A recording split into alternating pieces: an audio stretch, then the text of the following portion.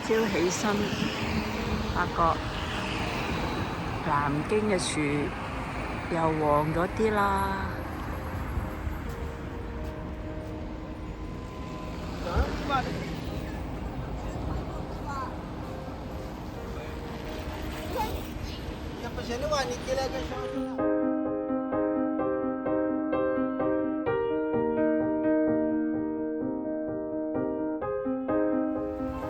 今日我哋就嚟總統府呢邊行，已經開始旅行團已經出發啦。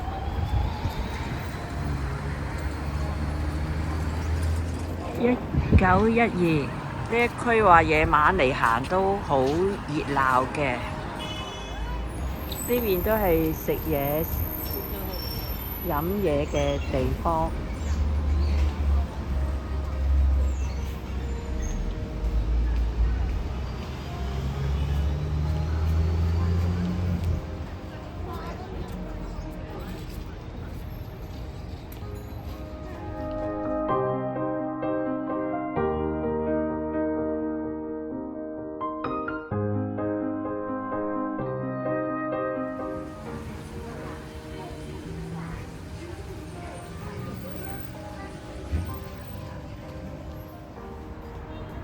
呢度嘅食肆都好靚，好現代。呢一間呢，金陵十粵菜呢係入咗大眾點評必吃榜，同埋好似好出名嘅。呢一個係佢嘅招牌菜。哇！呢間大排檔勁啊，又係好出名嘅呢間。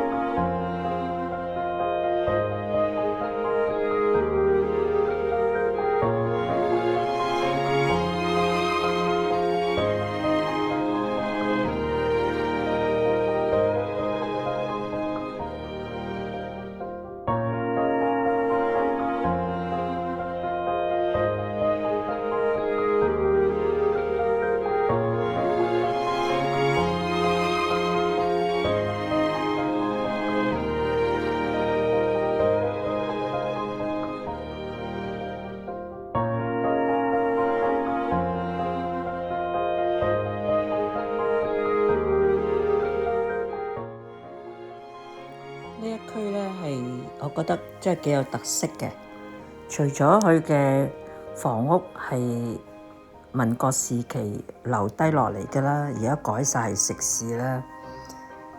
咁就算你唔食嘢，我覺得可以喺度散步行下睇下，都幾舒服嘅。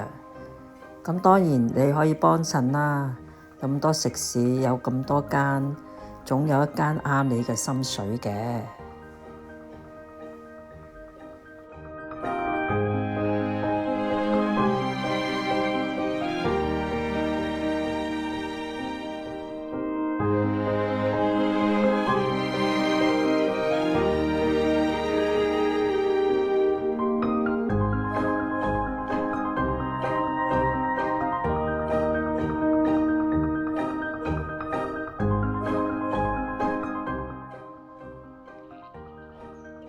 度咧就賣雞蛋仔啦，成條路兩旁咧都有好多小攤檔嘅，賣唔同嘅食物啊。嗱，呢間品苑蟹府啊，不過我唔知啲味道點樣。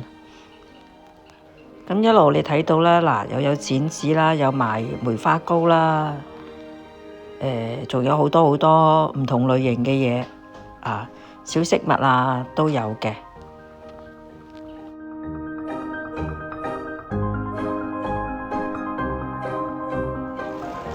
呢間好似幾吸引，個老闆娘啱啱整完呢個八寶粥，仲係熱辣辣嘅。呢度唔止有嘢食喎，仲有個泰式按摩，唔知點樣呢？60分鐘168蚊，團購價要218喎，會員價先168啫喎，都不平喎。呢度好似整得幾靚。綠鱔梅花糕，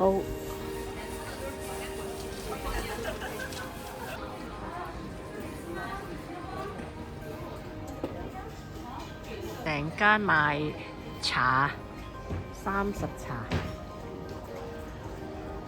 呢間南京必吃，專門係賣鴨嘅，叫做鴨德寶。呢間好西方嘅咖啡店，專門係賣咖啡，個門面都好靚。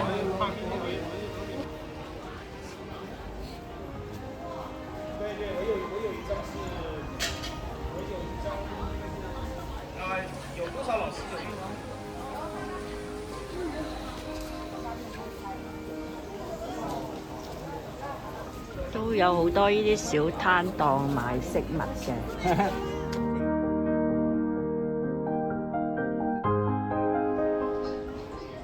1912係國民政府將呢個校級軍官嘅公寓咧起喺1940年代，所以佢呢度嘅建築咧全部都係民國時代嘅建築。咁咧總共咧係有21棟樓喺總統府旁邊。而家咧已經係變晒做保留，做晒係食肆啦。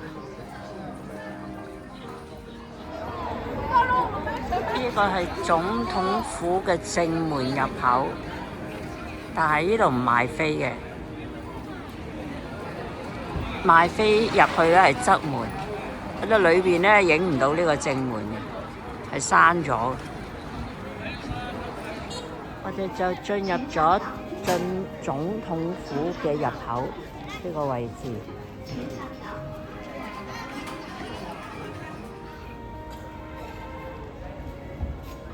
喺呢度入口，回望我哋嘅入口處有好幾棵好靚嘅銀杏樹。喺個總統府入口嘅左手邊咧有一個叫做殉園，我哋諗住入咗去先啦，然後出嚟再去總統府。孫中山圖像。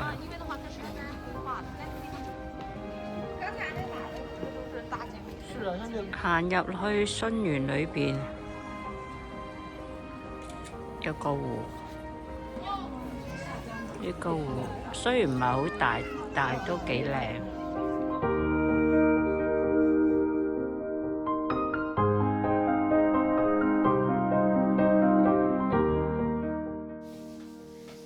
呢個呢係孫中山先生嘅禮堂，入門口嘅位置呢，就會見到孫先生所寫嘅天下為公呢4個大字。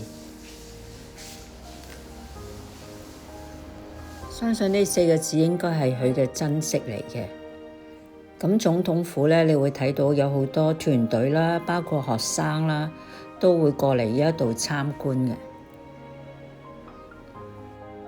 呢度咧係記錄住南京係一個好重要嘅歷史。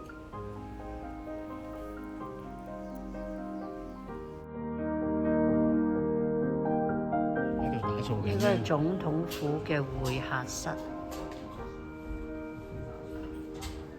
阿宋美齡嗰度見緊人，係咪啊？睇唔到啊！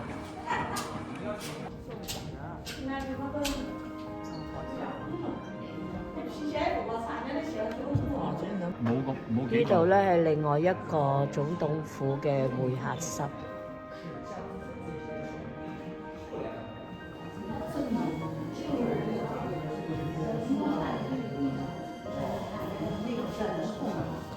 那我們這張照片就是我們講這是去往台灣直流嘅大陸的唯有一張照。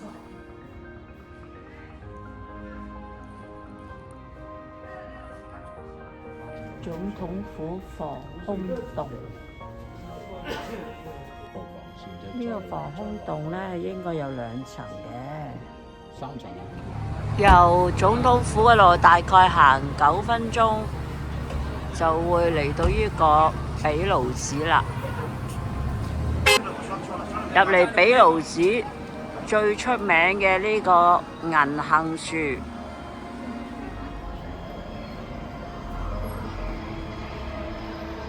嗱，你除非係用一個咁樣嘅方法。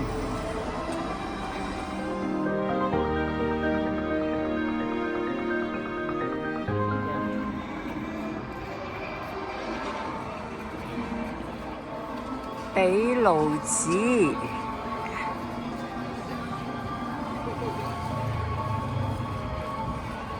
呢度個鐘樓，佢哋喺度做咩呢？對住啲紅色嘅條喺度影相。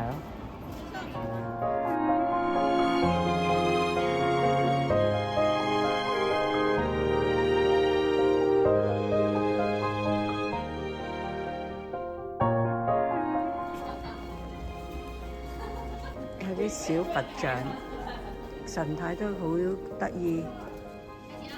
呢個瞓咗覺嘅。相傳呢個龍門係諸葛亮曾經喺呢度取水。